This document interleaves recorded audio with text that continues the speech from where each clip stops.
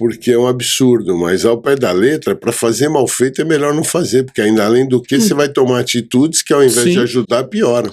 É igual Sim. você comprar um EPI e não fazer o registro ou não treinar sim. o trabalhador.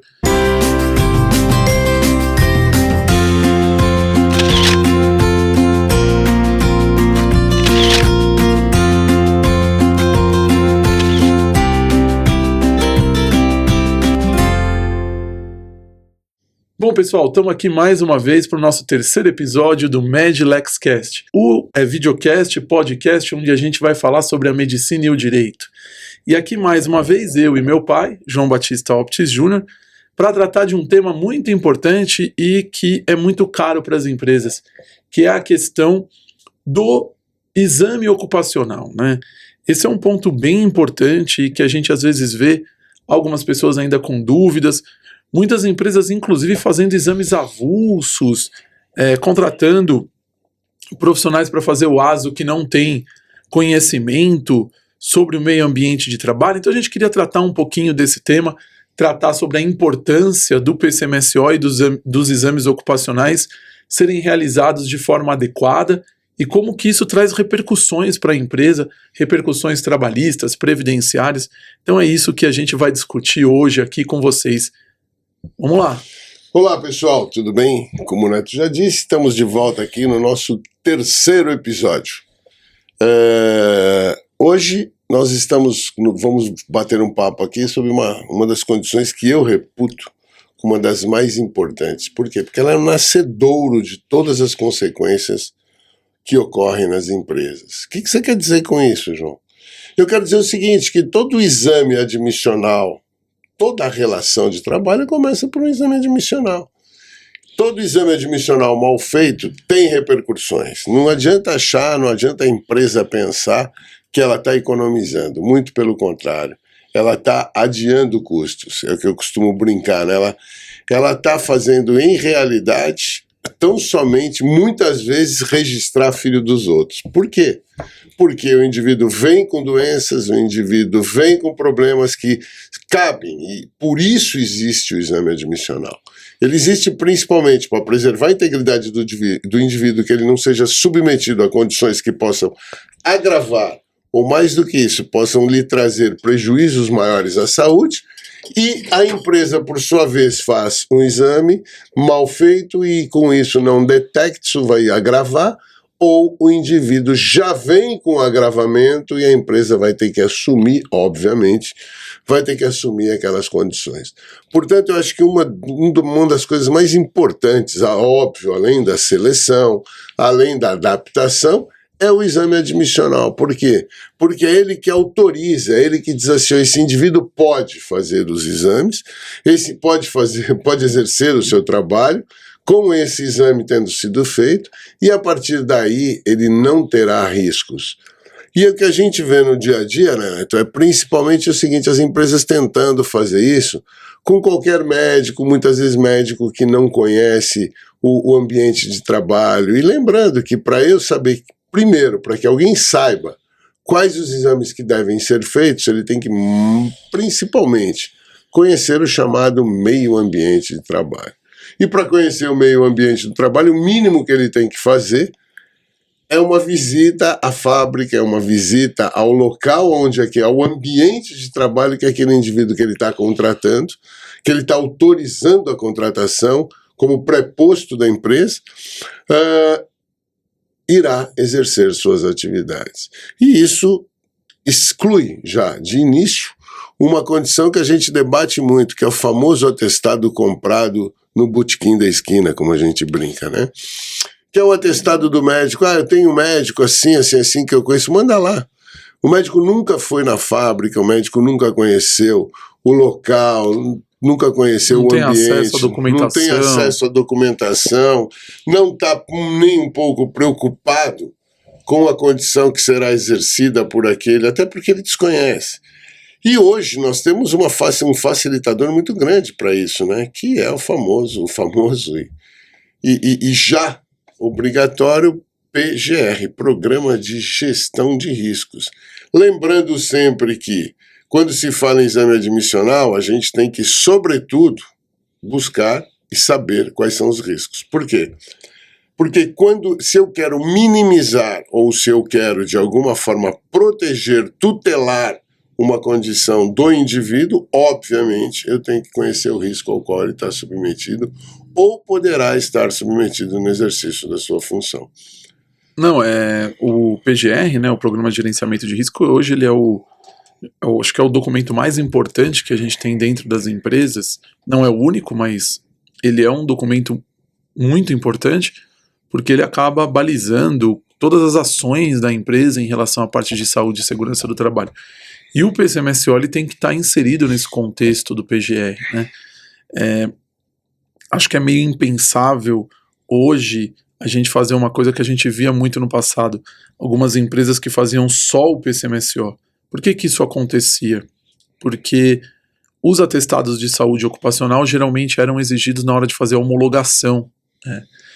Então, muitas vezes a empresa ela não tinha nenhum programa, mas ela ia lá, fazia um atestado avulso, porque para homologar, e às vezes a homologação sendo feita ou na DRT ou no próprio sindicato dos trabalhadores, era exigido que se apresentasse esse documento. E aí a empresa acabava fazendo, mas ela não tinha nenhum documento, não tinha nada, não tinha um programa, não tinha um gerenciamento. Ela ia lá, contratava um aso avulso só para dizer que fez e levava isso para a questão da homologação. Lembrando que isso, se me permite, é assim, isso traz prejuízo para todo mundo, para a empresa, para o trabalhador e para todos nós, porque traz prejuízo do Estado em relação à Previdência Social. Sim. Porque esse indivíduo ou vai ficar, se ficar doente ou ficar agravada a sua saúde, ele vai ter que ir para a Previdência Social, e ficando na Previdência Social ele está usando um benefício que todos nós pagamos.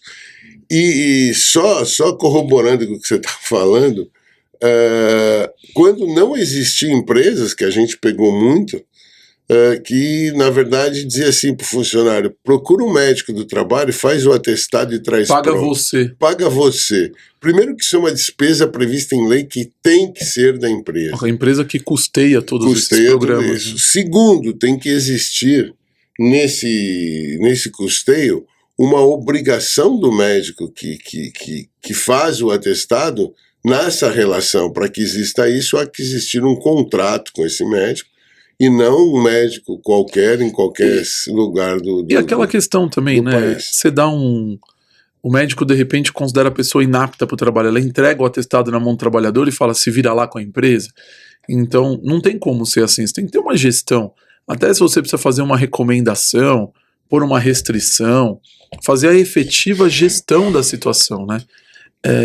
Isso é o que as empresas não podem fazer, é o que a gente às vezes observa em alguns casos, que são asos que são feitos sem que haja esse contato próximo da empresa com quem está prestando ali o serviço. A gente está falando aqui de empresas que não têm exigência de ter médico do trabalho. Ah, né? sim, se tiver exigência, o médico do trabalho é tem que funcionário resolver da isso. empresa. Mas quando não há exigência de ter um médico do trabalho, e como eu já comentei em episódio anterior, hoje a maior parte da mão de obra está nessas empresas, né? Está nesse segmento de pequenas e médias empresas. A gente está falando aí em mais ou menos 60% a 70% dos trabalhadores em empresas menores. Então é um contingente muito grande de trabalhadores. E aí a gente tem essa questão de: eu tenho que contratar uma empresa para prestar o serviço. Muitas vezes, como eu disse, no passado mais comum, mas hoje a gente sabe que ainda existe, a empresa vai lá, paga para fazer um programa, no sentido de que paga para fazer o documento, né? É isso que a gente vê. Paga para fazer o documento, e aí depois ela vai contratando conforme a necessidade. Eu preciso fazer um exame, manda ele não sei aonde, manda ali, manda aqui, mas você não tem uma efetiva gestão, não tem um acompanhamento disso ao longo do tempo. Então, a primeira questão importante é: agindo dessa forma, ela já não está cumprindo com o que está previsto na legislação, né? A legislação prevê na CLT a realização dos exames ocupacionais, e a NR7 vem regulamentando esse ponto. Além dela não estar cumprindo com a legislação, eu vou além, né? Pode ser que alguém às vezes escuta e fala assim: não estou cumprindo a legislação, mas ninguém fiscaliza, então está tudo certo. Não. O grande problema é que a conta vem e a conta vem lá na frente. Por quê? Porque quando você não faz uma efetiva gestão, quando eu não tenho um acompanhamento, eu tenho um risco maior de limbo, que hoje é um grande problema para as empresas. Lembrando aqui, para quem está nos assistindo, né? O limbo, aquela situação em que o INSS considera um indivíduo capaz para o trabalho e ele bate na empresa e a empresa, dado inapto, né? O médico do trabalho da empresa ou o médico examinador dá como inapto e ele fica sem receber do INSS, sem receber da empresa. Nós sabemos que hoje a Justiça do Trabalho entende que a responsabilidade de pagamento de salários nesse período em que houve a negativa do recebimento da empresa do trabalhador é de responsabilidade da empresa. Isso é pacificado, não tem mais discussão. Não tem discussão, é entendimento que dificilmente você vê uma decisão contrária a isso. Então, é de responsabilidade da empresa, a empresa tem que aprender a lidar com isso. Você tem a questão dos afastamentos previdenciários de natureza acidentária, das ações trabalhistas, de uma questão mal conduzida. Vou dar um exemplo de uma coisa que eu vejo, às vezes, na medicina do trabalho acontecendo, e a gente vê em alguns relatórios médicos, assim, e aí isso é porque a pessoa não conhece o meio ambiente de trabalho. O que acontece? Por exemplo, chega um indivíduo e ele tem uma condição médica que causa restrição para ele carregar peso, tá? Se eu não conheço o ambiente de trabalho, eu não sei o que esse cara faz, mesmo que ele não carregue peso, eu coloco isso como uma restrição para o trabalho dele. Isso causa um problema para a empresa. Por quê? Porque se isso não é uma exigência, não tem por que constar a restrição. É a mesma coisa eu chegar para uma pessoa que é auxiliar administrativo e falar: você tem restrição para dirigir caminhão. Eu falo assim, mas eu sou auxiliar administrativo, eu não dirijo caminhão? Eu não tenho nem habilitação para isso. Então, a restrição imposta pelo médico do trabalho, ela tem que ter a ver com o que a pessoa faz. Se a pessoa não faz aquela atividade, não tem por que eu impor uma restrição. Fica até estranho no documento. Quando chega isso na Justiça do Trabalho, e aí chega lá o documento, se isso for para uma perícia médica, provavelmente o perito médico vai olhar e falar assim, mas espera aí, a empresa está alegando aqui que ele não faz determinada atividade, mas o médico da empresa disse que ele não pode fazer aquela atividade. Então quer dizer que ele fazia? Isso acontece por quê? Porque o médico que está atendendo, como ele não conhece o meio ambiente de trabalho, ele fica com receio. Ele fala assim, ele não pode carregar peso, mas eu não tenho certeza se ele carrega peso ou não. Então eu vou fazer uma restrição, porque aí senão a gente corre o risco de botar ele para carregar peso. E na prática, a gente tem caso, exatamente, a gente já teve caso exatamente como você está narrando.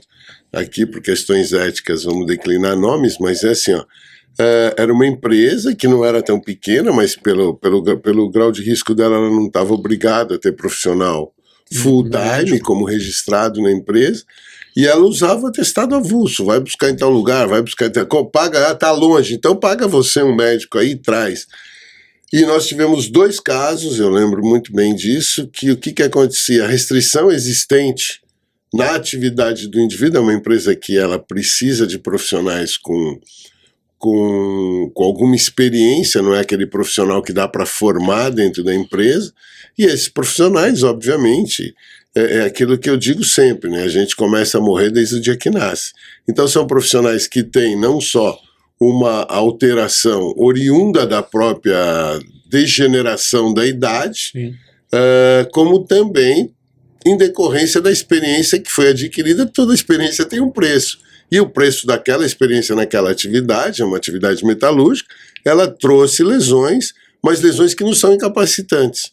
E esse indivíduo entrou nessa empresa, eu lembro muito bem, os 2 casos nós já tivemos. Um que entrou sem ter a restrição, sem ter nada, e ele tinha, e aí agravou, e aí acabou ficando estável na empresa em função disso. E o segundo caso, recebendo uma indenização bastante considerável, e o outro caso que ele nunca mexeu dentro da empresa com aquele tipo de produto, só que ele tinha uma sequela com uma restrição, aonde a empresa em outro setor manipulava aquele produto. E o juiz, que desconhece também o local, e por mais que você tente provar... Na verdade, no processo é formal, né? É documental, muitas vezes. Não, e uma coisa importante, né? Se põe no lugar do outro lado da mesa, como é que um profissional de saúde, que é o cara responsável, diz que ele tem restrição com aquilo, e lembrando assim, O start contratual sob o aspecto de saúde é exatamente o quê? O exame admissional. Só que daí para frente, o periódico e o demissional, não vamos falar dos outros dois, mas o periódico e o demissional, eles vão ter que seguir o mesmo norte. E se eles vão seguir o mesmo norte, o próprio aumento, muitas vezes, em decorrência da evolução da doença por algum motivo e por motivos extra-ocupacionais, já são plausíveis de se pensar numa concausa.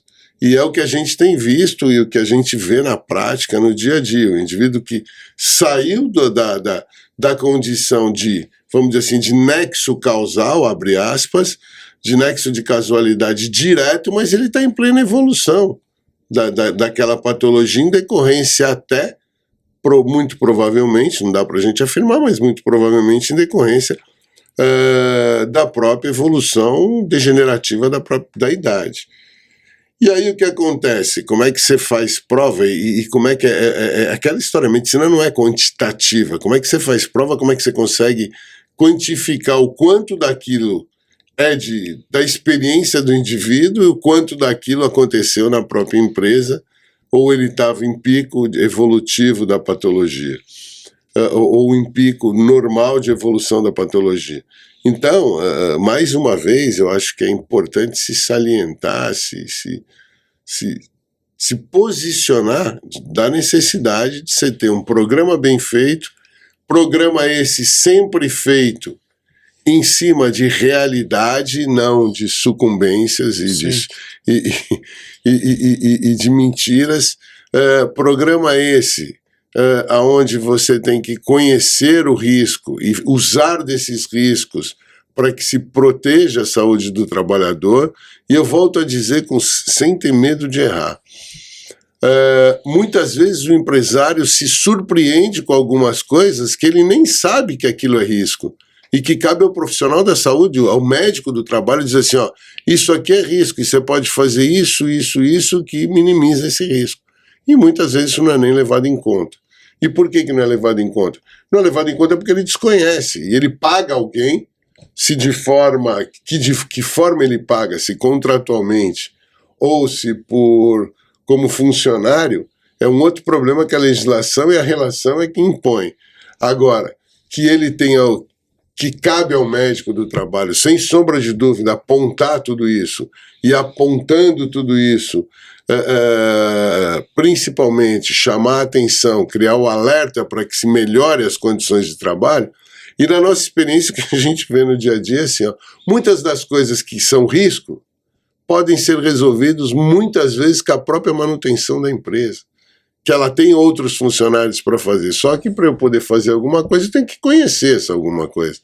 E muitas vezes isso não chega, até como fator de facilitação, não chega no dono da empresa. Quando chega já com uma ação trabalhista, ou chega hoje, que é importante também a gente salientar aqui, Neto, ou chega muitas vezes com ação previdenciária, onde na relação que o indivíduo entra contra a Previdência, se pede os exames, se pede para perícia, ou o advogado notifica, pedindo para que apresente prontuário, ou a cartinha que chega do médico, do próprio paciente, visto que o prontuário é dele, pedindo, olha, eu quero prontuário. Enfim, uma série de coisas que mas já existia isso. E por que isso não foi feito? Não foi feito muitas vezes não por maldade, mas por falta de conhecimento. E tem uma questão importante, desculpem, tem uma questão importante que tem a ver com comprometimento também, né? Eu acho que quando você contrata alguém avulso para fazer a coisa, então, eu vou lá, contrato aqui pontualmente para fazer um atestado, ele não tem comprometimento, um comprometimento não no sentido profissional, não estou dizendo que o profissional não, mas não há uma ligação dele com a empresa e com o trabalhador, com aquele trabalhador. Não há esse comprometimento de você realmente ter uma relação. É um momento ali que vai ser feito o exame de 10, 15 minutos, quando muito. Então, comprometimento no sentido do quê? De saber quais são as consequências do que você está fazendo. Acho até que esse é um orientar ponto, o próprio trabalhador, que muitas vezes submete, orientar a empresa, porque você às vezes está diante de um exame que a pessoa até consegue trabalhar, mas precisa de uma orientação sobre uma postura no local de trabalho, uma restrição que precisa ser imposta, até para evitar o limbo, né? Porque uma das formas da gente resolver que a pessoa fique no limbo é justamente a gente tentar ver se ele consegue trabalhar de alguma coisa na empresa, se a empresa tem alguma posição ali que permita o exercício do trabalho. Então, existe um comprometimento necessário com a empresa e com o trabalhador na prestação desse tipo de serviço. E quando é uma coisa muito pontual, fica uma coisa muito impessoal, né? Não tem aquela relação que precisa de você poder orientar, poder estar acompanhando, poder refazer o exame, ter a liberdade de você fazer, e isso acontece em medicina ocupacional, você chegar e falar assim, eu vou te liberar para trabalhar, você veio aqui fazer um exame de retorno ao trabalho, por exemplo, mas eu quero te ver daqui 90 dias, para que a gente possa ver como que você está, né? Como que a condição está evoluindo. Como é que evoluiu nesse período uma você retornando à atividade temporária, esse que é o grande, isso é fazer a gestão, é fazer a administração das questões e dos problemas. Quando você contrata uma coisa avulsa, você não tem esse tipo de coisa, né? Não tem esse tipo de acompanhamento. Então, esse é um grande problema que a gente vê. A gente sabe que existe a questão de custo, muitas vezes, que impacta. Às vezes a empresa ela adota isso por achar que vai sair mais caro, né? Mas o que a gente vê é que no médio e longo prazo você vai ter prejuízo. Eu diria mais, Neto. Num caso você já tem prejuízo, porque muitas vezes um caso desse, o custo disso numa ação trabalhista, sim, e com todas as repercussões que hoje a gente nunca pode deixar de esclarecer, que eu acho que isso é fundamental hoje. Não existe ação trabalhista hoje que não tenha reflexo previdenciário. Sim. Então, e o contrário, a ação previdenciária, ação previdenciária que não tem reflexo trabalhista. Então, acho que isso, quando se coloca ou quando se verifica, e a gente tem ações lá, a gente participa de ações, onde a gente vê assim, de repente o empregador, você percebe assim, entre empregador e empregado, que a gente acaba convivendo com os dois lados. Um em função do um em função da assistência e o outro em função do atendimento ou do dia da perícia. Então a gente percebe assim, que ambos estão desorientados, buscando obviamente aquilo que entendem ser o seu direito, que isso tudo poderia ter sido resolvido de uma forma muito mais simples, muito mais fácil, lá atrás, se tivesse feito ou se tivesse tomado as atitudes necessárias, um para preservação e o outro para o conhecimento, porque eu acho que são muito poucos empresários que a gente hoje, depois de tantos anos, pode dizer, são muito poucos os empresários que a gente pode afirmar que de alguma forma tem maldade no que faz. Eu não acredito folclore. nisso. Isso para mim é folclore. Na verdade, o indivíduo tem o que? Ele busca o quê?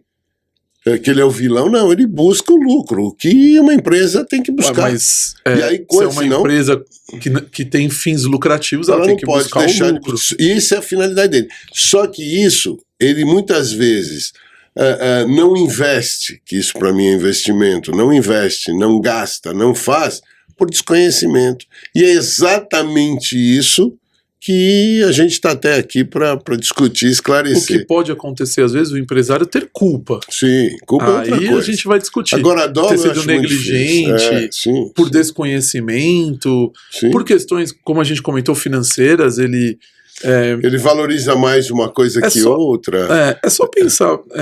A gente às vezes tem uma ideia, é que quando a gente eu vejo assim, quando as pessoas falam sobre empresas, se pensa sempre na multinacional. Não. Fala assim, multinacional. A multinacional, gente, um cara que tá lá e tal, ela tem recursos, então... Quando não tem, vem recurso de fora, é um outro problema. Mas a gente acabou de falar que a mão de obra tá não na é pequena. Verdade. Que o cara, às vezes, ele tira menos do que ele paga de salário pro funcionário. Porque é isso, né? Ele tem o risco do negócio, às vezes as pessoas demonizam muito, né, essa questão, assim, tal, mas é só pensar, se a empresa falir, para quem que fica a dívida? Pra ele. O risco do negócio, de quem que é? Então assim... Quem tá com o passivo disso no dia a dia? E a gente fala, o empresário não compartilha o risco do negócio com o funcionário, ele tem que pagar o salário, é uma obrigação dele cumprir com a legislação. Então assim, eu acho que é uma relação que tem que ser harmônica, né? É difícil ser harmônica, muitas vezes porque às vezes os interesses são diferentes. Mas é uma relação que um depende do outro. Sim. O empresário depende do funcionário, o funcionário depende do empresário. E a empresa ter visão de ter lucro, não há nada de errado nisso, porque a empresa existe para ter lucro. Se ela não tiver lucro, ela fecha. Então, e você deixa de gerar empregos. Então, acho que não tem que ter essa visão. Acho que a questão ele tem que ter lucro cumprindo a lei. Isso é um outro ponto. E a lei, ela estabelece muito claramente quais são as exigências em relação à saúde e segurança do trabalhador, que tem que ser garantido pela empresa, que a empresa tem responsabilidade sobre isso. E é nesse ponto que não dá para a gente pensar nesses documentos avulsos, né? Para mim, você contratar dessa forma é como se você estivesse jogando dinheiro fora. Ah, sim. Não dá para dizer isso, porque é um absurdo, mas ao pé da letra, para fazer mal feito é melhor não fazer, porque ainda além do que você vai tomar atitudes que ao invés de ajudar, piora. É igual você comprar um EPI e não fazer o registro ou não treinar o trabalhador. Você está gastando dinheiro e isso não está tendo nenhum efeito de proteção efetiva, de acompanhamento. Então, tem que se tomar um certo cuidado em relação a isso. Porque... E principalmente, Neto, eu sempre digo assim, ó, não adianta, não basta hoje a gente imaginar vamos cumprir a lei, não, você tem que cumprir a lei dentro daquilo que a lei foi feita para proteger ou para alguma, ou para tutelar. Não adianta você estar falando, você falou uma coisa muito importante, a velha história dos EPIs, né? Sim. Então, assim, ó, ela não foi feita para... A lei existe para quê? Para dar uma estabilidade social. Então, isso é o direito. Ele busca sempre a estabilidade social. Então, com isso, não adianta eu tentar cumprir a lei burlando o próprio mecanismo gerador da lei. O que eu preciso? Cumprir a lei, mas cumprir a lei dentro dos parâmetros aos quais se busca o dogma e a doutrina não jurídica, mas a doutrina da ciência e principalmente a doutrina social que tutela aquela condição. Quando eu compro um EPI, não oriento, não fiscalizo, deixo ele na gaveta, mas está aqui, eu estou provando que estou comprando, é mais pernicioso do que se eu não comprasse. Por quê? Porque se eu não... Dá uma falsa sensação de que eu estou fazendo a coisa certa. Eu estou fazendo a coisa tanto para mim quanto para o trabalhador. Então, é aquilo... O que a natureza quer... É como você entregar um cinto trava-queda e o cara amarrar o cinto no lugar errado. É pior, às vezes, do que se ele tiver de cinto. Sim, se ele tiver sem cinto. Porque ele vai estar... Ele vai ter mais sensação de que ele está protegido. E a gente tem casos, não vamos aqui citar, tem 1 ou 2 casos, e um dos casos que eu acho que é muito importante quando a gente fala nesse tipo de... Eu sempre gosto de citar, é o indivíduo que estava pintando, isso é caso verídico, é caso real. O indivíduo estava pintando uma estrutura metálica num galpão, com um cinto trava-queda preso, e a corda era maior do que o pé direito. Ele caiu e se arrebentou. Ele por algum motivo caiu, ninguém sabe, e se arrebentou, porque o espaço... E isso você vai dizer assim, é coisa de filme. Não, não é de filme, não. A gente vivenciou isso. Você não, porque foi antes, mas eu vivenciei isso, eu vi isso. O que é isso? O trabalhador é culpado? O empregado? Não, é culpado, na minha opinião, quem? Departamento técnico, principalmente, que deveria ter orientado e fiscalizado isso. Então, da mesma forma, agora, departamento técnico, quando eu digo, é um indivíduo que participa da relação de segurança da empresa. Não adianta se pensar que atestadinho resolve sim, num primeiro momento. Resolve sim para você registrar, para fazer uma homologação, uma demissão, ou para fazer até uma admissão, porque eu tenho que jogar no e-social. Mas, amigo, isso, tudo que é mal feito dura pouco. Então, em relação a isso, pode ter absoluta certeza que isso vai trazer consequências. Então, esse é um dos motivos pelos quais a gente quer deixar aqui muito bem a minha opinião, e o Neto pactua, não é sempre que ele pactua das minhas opiniões, não, mas nesse caso ele pactua, que é assim, ó, você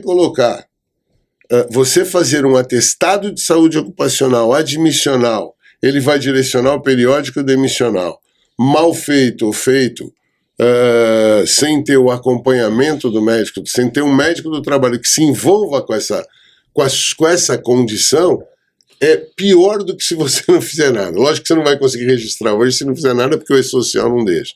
Mas é pior, sob o aspecto prático, é pior do que não fazer nada. Porque fica aquela falsa sensação de que está sendo feito alguma coisa e na verdade não está sendo feito nada. Então, esse é um ponto muito importante que a gente tem e que precisa ser entendido. E são vários os casos. E pra gente falar, você falou uma coisa importante, sem te cortar, agora eu lembrei. Você falou em custo. Para a gente afirmar custo, a gente tem que fazer, principalmente os empresários, né, que é a tua obrigação saber fazer custo. E eu garanto para você que se você fizer custo, não estou nem falando nos vieses que o mau procedimento leva, por infringências legais e tudo mais, estou falando o custo objetivo, o custo absoluto, o custo palpável. Com certeza, coloca no bico do lápis que você vai ver que muitas vezes é muito mais barato que se cobra para fazer o acompanhamento do que o que se cobra para fazer avulso de emergência, porque eu preciso registrar e ele precisa começar amanhã. E são vários os exemplos, né? Hoje você tem, por exemplo, uma alta demanda para a contratação de pessoas com deficiência, né? Os famosos PCDs, para cumprimento de cota, cada vez mais sendo fiscalizado por parte do Ministério e por parte do Ministério Público do Trabalho, Ministério do Trabalho. E aí a gente tem vários e vários exemplos de casos. Eu lembro agora de um caso em que uma trabalhadora ela tinha sequela de poliomielite, né? A poliomielite está erradicada no Brasil desde a década de 90, mas nós temos ainda trabalhadores no mercado de trabalho com sequelas de poliomielite. E ela tinha uma lesão de quadril, foi contratada, né? E teve uma piora, porque carregava peso. E aí, em razão disso, ficou evidente ali um problema na parte de gestão da empresa. Por quê? Porque se ela já tinha aquela sequela, ela foi admitida com aquela sequela, obrigatoriamente quem estava lá fazendo o exame ocupacional tinha que ter indicado restrição, tinha que ter dado orientação, tinha que ter feito alguma coisa. Não poderia essa trabalhadora exercer aquele tipo de atividade, né? Porque ela tinha uma condição especial, ela tinha uma necessidade especial em relação ao exercício do seu trabalho. E isso vale para vários. Então, a pessoa com deficiência hoje, ela precisa ser tratada dentro das empresas com o cuidado adequado, né? A própria legislação diz isso. E aí você precisa de alguém ali na gestão podendo avaliar esses casos e indicar orientação. Agora, se você contrata uma pessoa para fazer o exame só, ela vai colocar lá apto e não conhece, não sabe se a pessoa carrega peso, se não carrega, se trabalha em altura, não trabalha. Então, assim, são questões bem importantes que a gente precisa ressaltar e que é importante as empresas começarem a calcular isso, né? Eu acho que esse que é o grande X, você ter, e não sei por que no Brasil, nessa área de saúde e segurança do trabalho, as pessoas têm receio de falar sobre valores, né? Sim. Então parece que eu falar que é um investimento porque aumenta o lucro do empresário, isso é um crime, é um pecado, porque você está colocando como se a saúde da pessoa fosse valer dinheiro, mas é o que é. Se você tem uma penalização e você está tendo um custo ali que você pode reduzir se você fizer um investimento adequado, isso traz uma maior lucratividade para a empresa e em razão disso a gente tem aí um retorno maior para essa empresa. Então a atividade empresarial precisa disso. Os empresários, as empresas precisam ter esses olhos de verificarem que essa parte de saúde e segurança do trabalho pode ser para ela um calcanhar de Aquiles que às vezes vai embora todo o lucro porque ela não fez um investimento de forma adequada. E por outro lado, pensando no lado do trabalhador, não tem dinheiro no mundo que qualquer indenização devolva a saúde de alguém. Com certeza. Então não adianta Nós ter o direito... Nós estávamos comentando sobre essa questão do adicional de insalubridade, por exemplo. Não é porque o indivíduo tem, depois que se descobre ou que se diagnostica uma doença ocupacional, vai receber 1 milhão de indenização, ótimo, e Esse 1 milhão, quem vai aproveitar? Os filhos, os netos, Exato. a esposa. Agora, ele não vai. E fora o sofrimento, muitas vezes, que esse indivíduo passa, o calvário, que não tem dinheiro que pague, não tem. A saúde, querendo ou não, ela pode ser pecuniada, mas ela é impagável. Sim. Não tem como se comprar, não tem como se parcelar. Não dá para se devolver ao estado anterior. Não tem como se devolver a status quo. Então, eu acho que isso é fundamental se entender. Por isso que se fala em equilíbrio, tanto quanto ao lucro que o empresário precisa ter, quanto aquilo que é fundamental. Você consegue atender as duas necessidades. As duas necessidades. A necessidade de lucro e a necessidade de proteção ao trabalhador. Quando se tem o quê? Aquilo que é estabilidade, e quando se procura, ao invés de buscar-se subterfúgios, buscando minimizar riscos reais, é você enfrentar o risco real.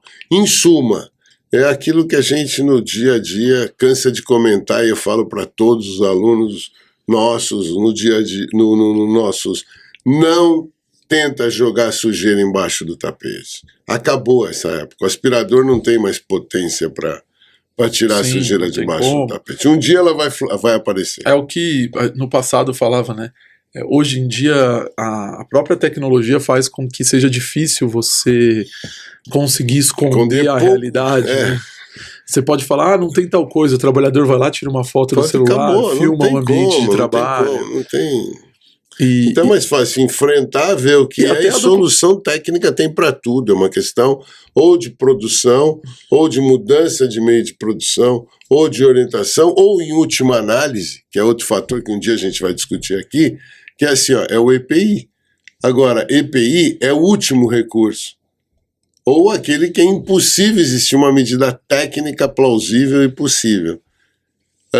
Ele não é o primeiro, não, tá com ruído, vamos pôr EPI, não. Vamos ver de onde é o ruído, vamos ver qual a fonte, por que esse ruído... Tem uma sequência de prioridades, de ações, né? Que o último é o EPI. Tanto que o uso do equipamento de proteção individual, ele tem que ser de forma temporária, porque a solução tem que ser definitiva. Não é porque eu dei o EPI que eu vou esquecer o fator de risco. É que algumas atividades você não tem como... Aí você vai ter só o EPI. Só o EPI. Mas grande parte das atividades... técnica tem para tudo. Um EPC, uma medida administrativa... Isola. Quando não tem jeito, o que você faz? Você isola e restringe a poucos o risco. Sim, diminuição dos trabalhadores expostos ao risco. Então, acho que tudo tem uma solução técnica que tem que ser... A gente já fez isso aí, contando um caso aí para vocês, só para vocês entenderem como funciona isso. Uma determinada empresa, obviamente não vou falar o nome, ela tinha um setor de inflamáveis, né, e todos os trabalhadores poderiam acessar aquele setor.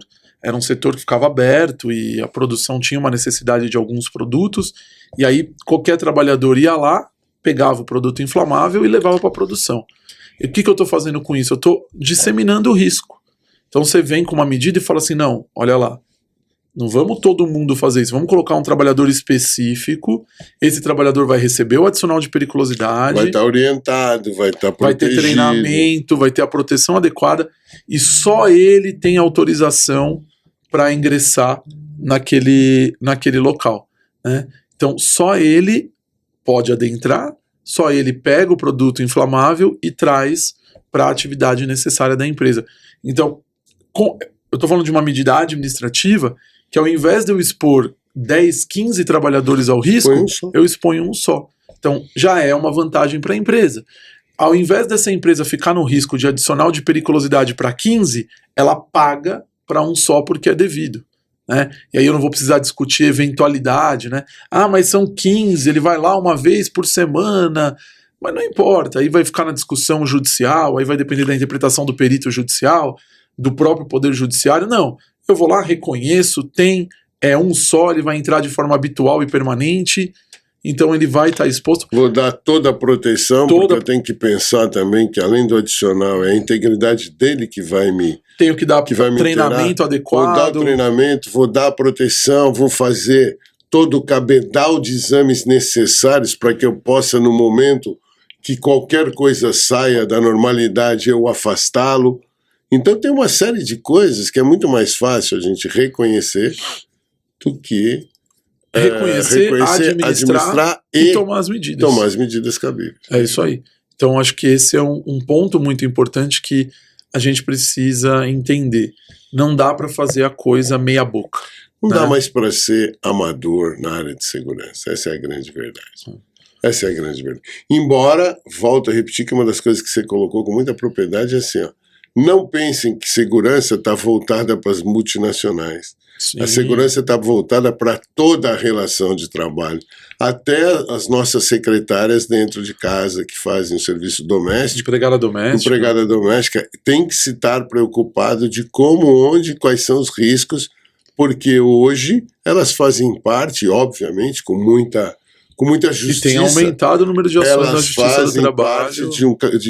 Elas fazem parte das estatísticas e fazem parte dos direitos obrigatórios a serem E tem aumentado, né? Tem aumentado o número de ações trabalhistas que envolvem acidente de trabalho, doença ocupacional dos empregados domésticos. Com empregado doméstico. É uma relação um pouco diferente, né? Mas em termos que tem as suas peculiaridades, mas que pode adoecer. Ela pode sofrer um acidente, subir numa escada e cair. Como a gente já teve caso de que escorregou na borda da piscina. Nós já tivemos um caso que foi subir para pegar uma lata no armário, caiu do armário e descobriu-se aí que ela era uma pessoa diabética e teve um mal súbito decorrente de uma hipoglicemia e caiu de cima de uma escada e teve uma fratura exposta de braço. Corte com faca, com copo que quebra. Então tem uma série de questões que precisam ser consideradas e que a gente acaba vendo problemas aí no... Aí entra assim, né? Pô, João, eu vou ter que fazer agora até do meu pessoal. Vai, o ideal é que se faça.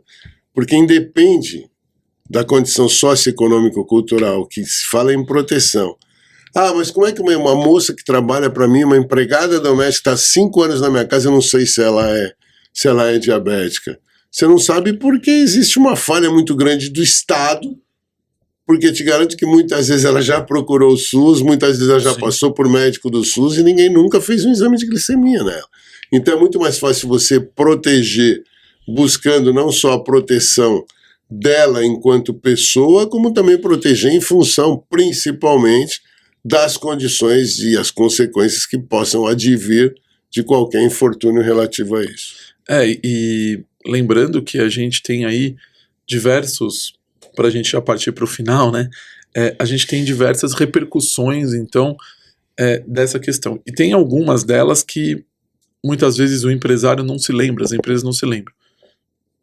E aí eu queria comentar um pouquinho sobre isso, para a gente trazer aqui para o pessoal, que é a questão da ação trabalhista, acho que essa é a mais óbvia, mas a gente ainda tem ações regressivas do INSS.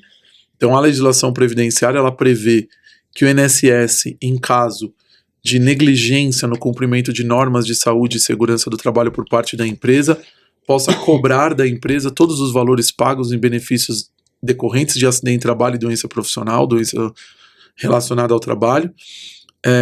Eles podem cobrar as prestações vencidas e vincendas e de qualquer tipo de auxílio que foi concedido. Então, auxílio incapacidade temporária acidentário, pensão por morte acidentária, auxílio acidente acidentário, aposentadoria por incapacidade permanente acidentária, reabilitação profissional, tudo que o INSS gasta com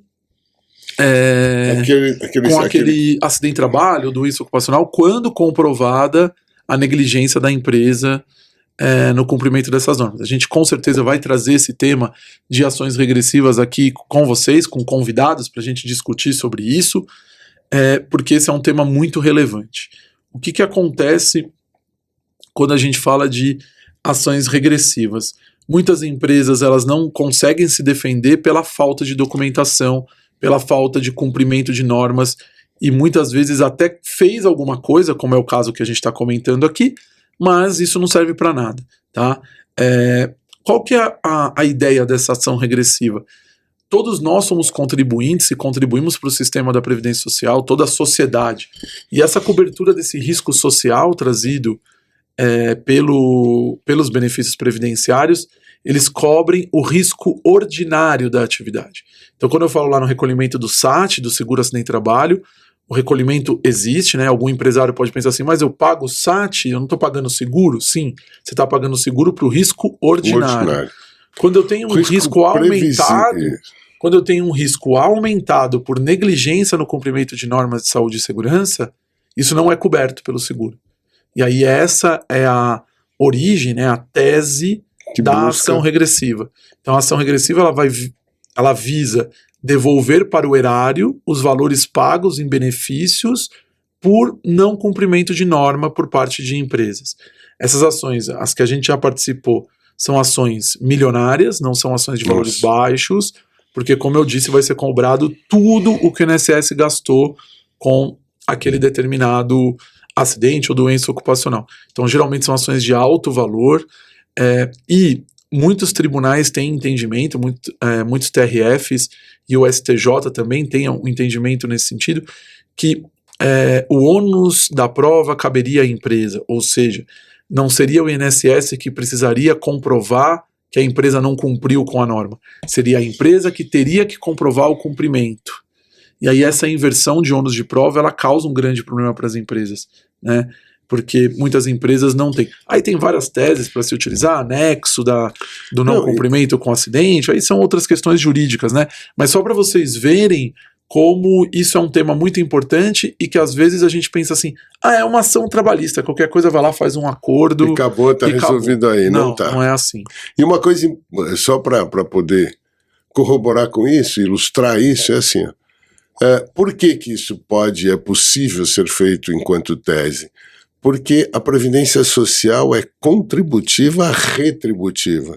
Mesmo que eu custeio por uma condição prevista, não por uma condição que aumente a previsibilidade, que é o caso do que você falou do custeio ordinário. Então, eu acho que isso é importante se fazer entender. E você acha que não pegou tanto essa época, mas eu cansei de ouvir de empresário no começo de carreira, que também não vou citar nomes, mas empresas que hoje ainda estão aí no mercado, a gente escuta assim, não vou fazer nada não, para que eu pago a Previdência Social? Então, antes de escutar essa frase, eu acho, hoje é muito poucas, eu acho que hoje muito poucos pensam assim, porque a realidade se impôs. Mas antes de se pensar em pronunciar isso, é importante saber assim, para que eu pago? Então vai ver para que você paga primeiro, para não falar às vezes é falta de conhecimento, é falta de orientação. E num momento ainda que estava iniciando, né? Constituição de 88, isso tudo já andou, e hoje a grande realidade é assim, os custos virão. De que forma eles virão? Ou se eu prefiro investir para que eles não venham, é uma opção de cada um. Lembrando sempre que aquilo que você posicionou, acho, lá atrás, e que a gente vem batendo muito nessa tecla, não estamos falando de multinacionais. A tutela, até porque num país como o nosso, a grande massa da trabalhadora não faz parte das multinacionais. Sim. Então, não adianta eu dizer, não, mas na multinacional tem isso, não, nós temos que ver a realidade nossa. E a nossa realidade não é do top, é uma realidade da média baixa. E é o que a gente vê no dia a dia, é o que a gente percebe, é o que a gente vivencia. As ações, o Neto falou, ações milionárias, são ações que muitas vezes a gente olha e fala, não é possível, isso quebra a empresa. E nós, empresa de porte médio, não estamos falando empresa de 5, 6 funcionários, empresa de 200, 250 funcionários, a gente já participou de ação regressiva que você diz assim, meu Deus do céu, se perder essa ação, fecha as portas. São 3, 4 milhões. É isso aí, fecha as portas, é o giro, é o capital de giro da empresa. É isso aí. Muito bom, acho que por hoje ficamos por aqui, o Neto iniciou e eu termino. Mas deixa eu falar tchau, pessoal, né? Obrigado aí pela presença de todos. E não se esqueçam de se inscrever, compartilhar e curtir o vídeo, tá? Porque a gente precisa disso para que a gente possa difundir esse conteúdo. E também, pessoal, não se esqueçam de comentar.